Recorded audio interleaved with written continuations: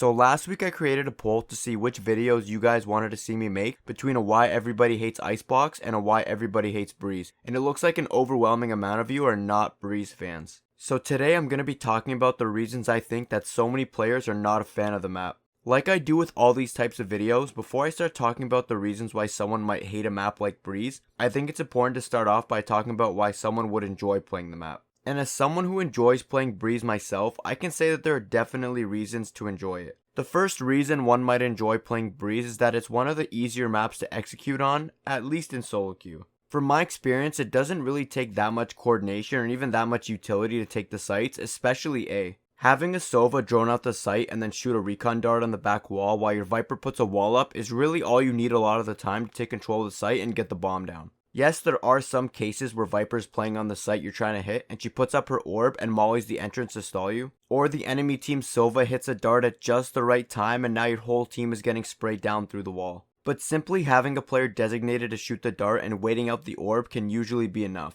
The fact that you don't need so many players working together perfectly to get a site can make playing Breeze feel easier than other maps. Especially if you're someone like me who's usually playing Viper for the team. There are so many times where my Sova drones onto A site and I'm the only person following it, but it doesn't really matter since there's no way to really stop me. He clears all the close angles for me and then darts back site like I said, and now I know that no one can be there ready to push through my wall, meaning that planting the bomb is basically free. Another reason one might enjoy Breeze is its predictability. I'm really talking about when you're on the attack side here. There aren't that many corners for enemies to cheese kills when you're attacking, and a Sova drone is enough to clear those angles out. And having a lower chance of dying to cheese can feel great, especially on rounds where the enemy team is saving, which are pretty hard to lose on Breeze. Which is great because getting thriftied is one of the worst feelings in the game. The last point I'm going to talk about for why someone might enjoy playing on Breeze is because of the long sight lines, which can give an advantage to players with better aim. As I've said before, there aren't that many corners for players to hide in on site, so most of the time you're going to be taking a head-on aim duel.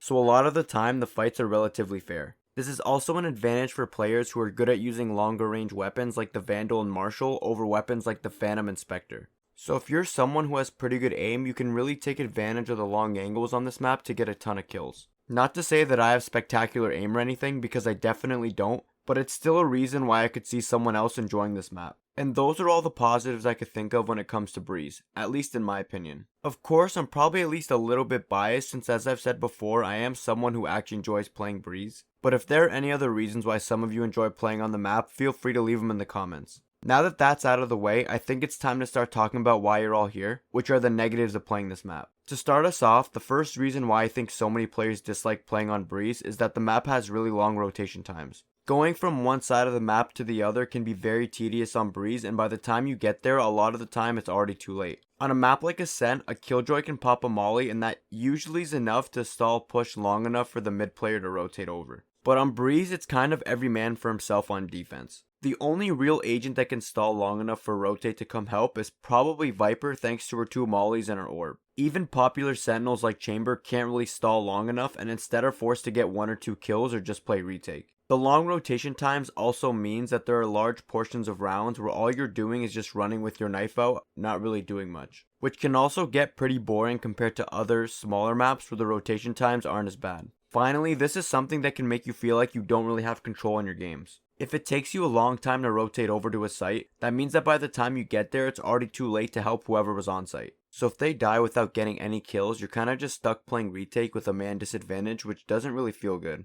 On maps like Ascent, Split, and Bind, the rotation times are so quick that you can almost always rotate to help either site as long as the players on that site use some of their utility to stall for you. The second reason why I think someone might not like a map like Breeze is that its size leaves the defense spread very thin. You can have one player watching A main, 1 double doors, 1 halls, 1 watching tunnel, and 1 watching B main, but as soon as one person needs help, something is going to be left open.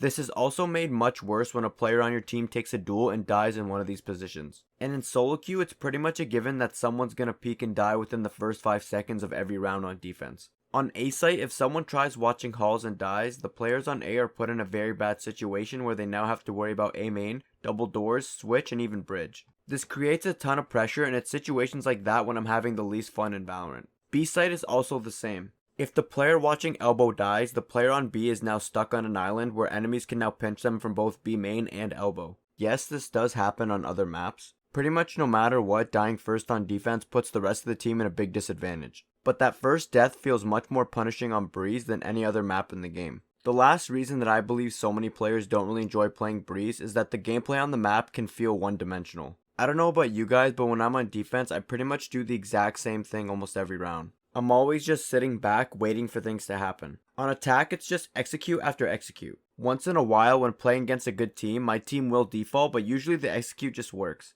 It's really hard to switch up playstyles on this map. You can't really fight for control of anything on defense. On a map like Ascent, if you're playing A, you can have an Omen blind or throw up a one-way smoke and then try to fight for A main control since there's only one possible entrance that enemies can come from. And that's the same with Garage. On Breeze, you need to worry about two angles on both sites if you try to push out. On A, you need to worry about both cave and shop, while on B, enemies can peek you from both the left side and from window. It's very hard to make a play on defense on Breeze compared to the other maps, and more often than not, pushing is going to be more of a throw than anything. On attack, I feel as though defaults are also not as common on Breeze. I mean, if an execute works most of the time, why would you try defaulting? It's arguably harder to counter the executes on Breeze than it is to perform them, which is what happens when you try to create an attack-sided map. And that's all I have to say for this video on why everybody hates Breeze. Before I go, I want to make sure it's clear that all the points I talked about in this video are just my opinion coming from my experience.